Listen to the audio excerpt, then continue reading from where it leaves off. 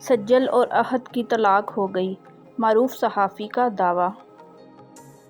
Pakistani showbiz industry میں جب بھی کسی سیلیبریٹی کی طلاق ہوتی ہے تو ان کے ساتھ مداحوں کو بھی افسوس ہوتا ہے، کیونکہ ہر فین اپنے پسندیدہ اداکار کو خوش دیکھنا چاہتا ہے۔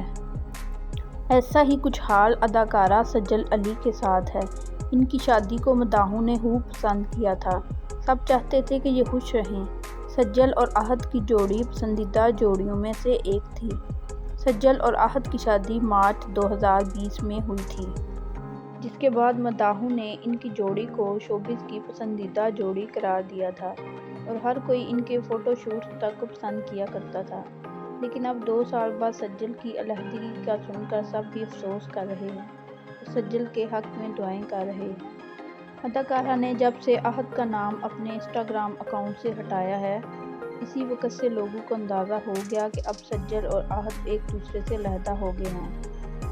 لیکن کل پاکستان کی مشہور صحافی آمنہ احسانی نے شوبز جرنلسٹ حسن چودھری سے ایک انٹرویو میں بات کرتے ہوئے دعویٰ کیا کہ دونوں کی طلاق ہو گئی ہے۔